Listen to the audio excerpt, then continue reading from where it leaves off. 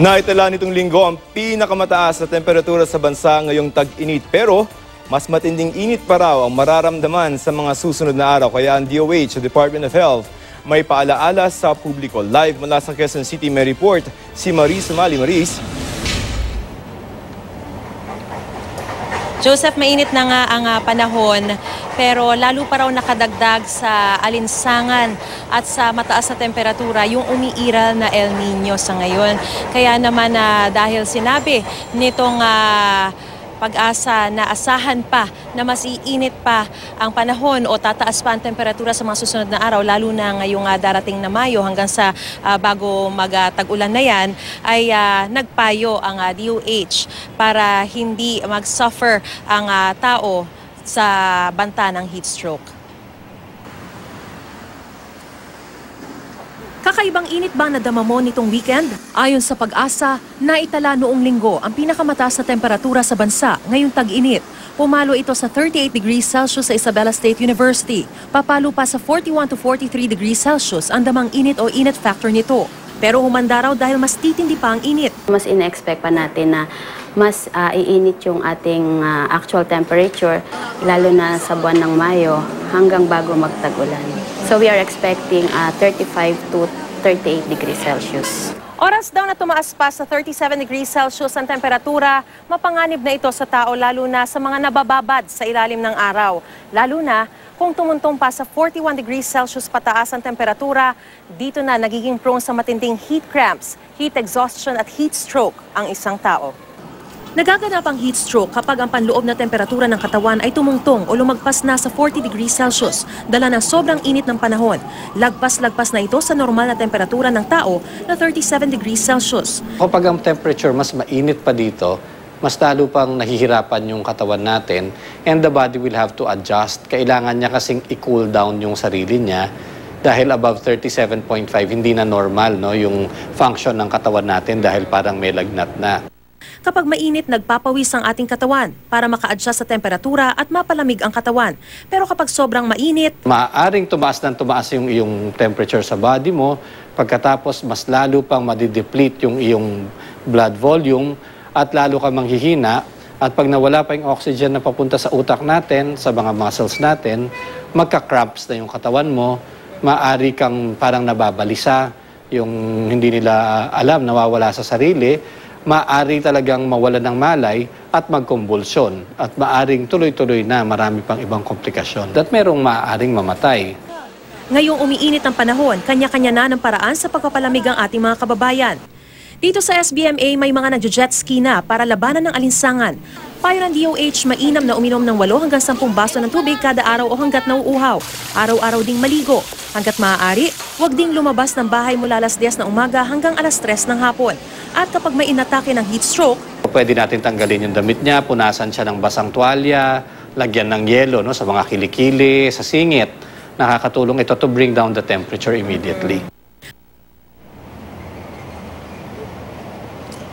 Joseph, ngayong araw ay pumalo sa 36.7 degrees Celsius ang temperatura sa Dagupan, Pangasinan. Pero yung damang init o init factor dito sa Dagupan, Pangasinan ay umabot pa sa 51.7 degrees Celsius. So makikita mo talaga yung discrepancy ng actual temperature at yung damang init. Kaya talagang yung sinasabi nga ng Pag-asa na asahan pa yung mainit na panahon kahit na yung actual temperature hindi kasing taas nung inaasahan natin. Yung damang init na mararanasan natin ay posibleng mataas pa at mas baka tumindi pa raw yan ngayong darating na Mayo. Joseph. Ang ibig sabihin, yung ina-announce ng Pag-asa or kahit yung mga tani na number ay mas pataas pa doon usually yung mararamdaman natin. Ang concern ko, Maris, yung sinabi na 40 degrees Celsius, this is for everyone, no? But ang concern ko is yung mga medyo may edad na. Yun din ba yung parang threshold nila bago sila magkaroon ng heat stroke? 40 degrees na pakiramdam.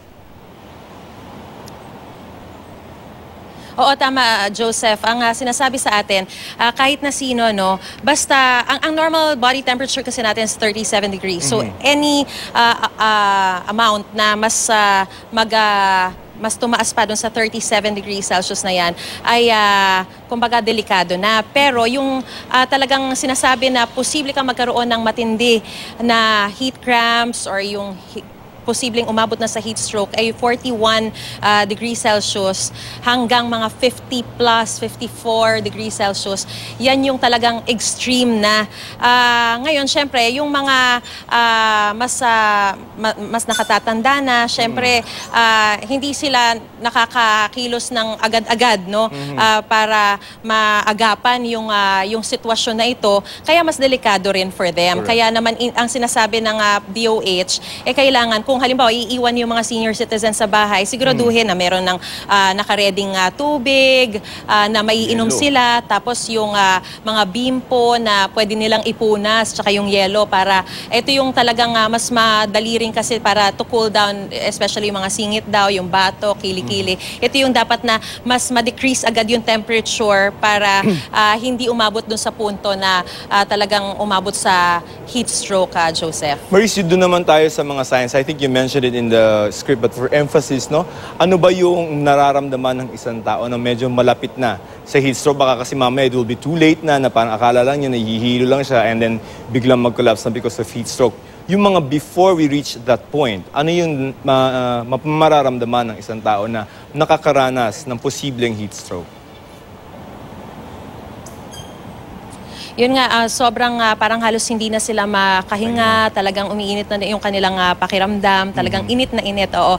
So, yung mga ganun pa lang na senyales, tas parang hirap na sila sa paghinga, simula na raw yan. Tapos, talagang, kumbaga, ang nangyayari kasi, ang tendency, kapag mainit na yung temperatura mo, ang tendency ng katawan is magpawis to adjust to the temperature and to let the body cool down. So, ang nangyayari dyan, nade-deplete yung blood vessel kasi yung body, ang tendency niya is to produce perspiration o pawis para mapakool down niya yung body. Pero at the same time, nawawalan ka ng electrolytes, yung mga sodium, potassium, nawawala yung mga nababawasan yung ganitong yung mga electrolyte level mo. So yun na yung nagsisimula na parang yung heart mo will pump faster para mag-produce ng more blood na dediretso tsaka yung oxygen para dun sa iba't ibang organs of the body. Ngayon, kung magkulang na yun,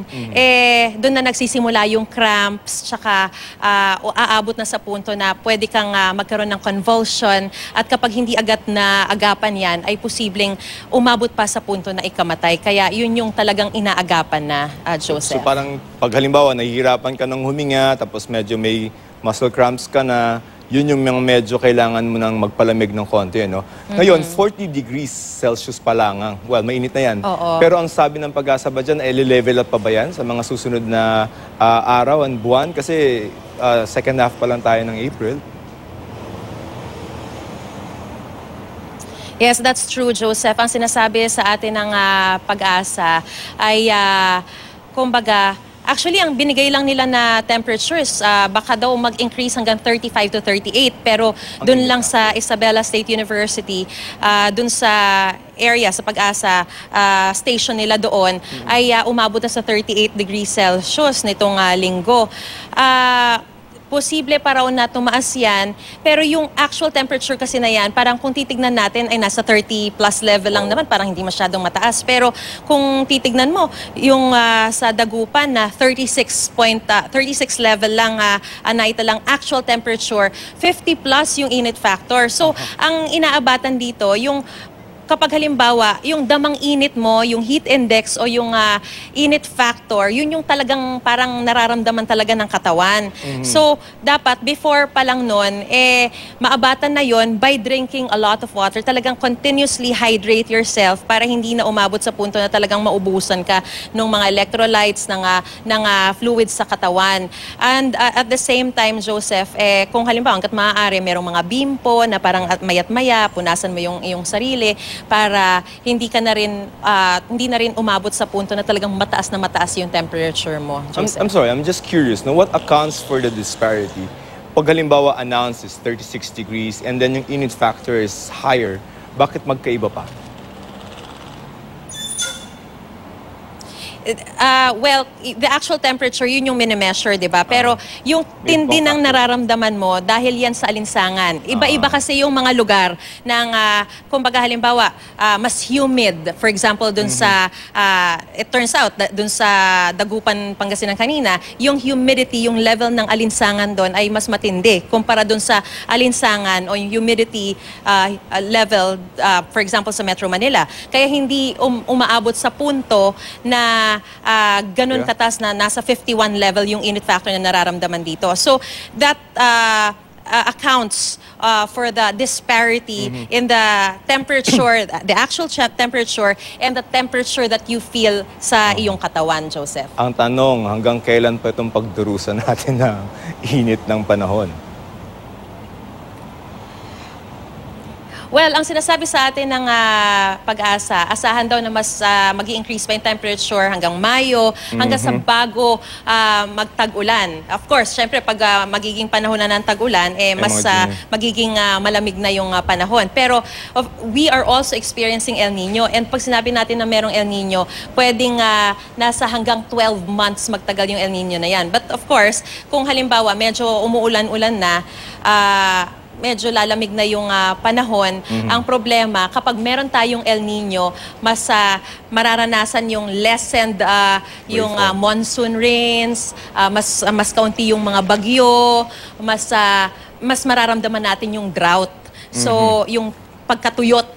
Kaya, kumbaga, ang range niyan is nasa hanggang 12 months ang ang pwedeng itagal ng El Nino. So, of course, we are hoping for the rains to also come soon, especially with this kind of situation. Pero, syempre, hindi naman yung umabot sa punto rin na talagang matinding bagyo na nakakadulot din naman ng mga trahedya sa ilan nating mga kababayan, Joseph. Ayun na nga, madaling sabi ay ingat po yung mga lalo na may mga may edad sa heat stroke. Maraming salamat, Marie Sumali.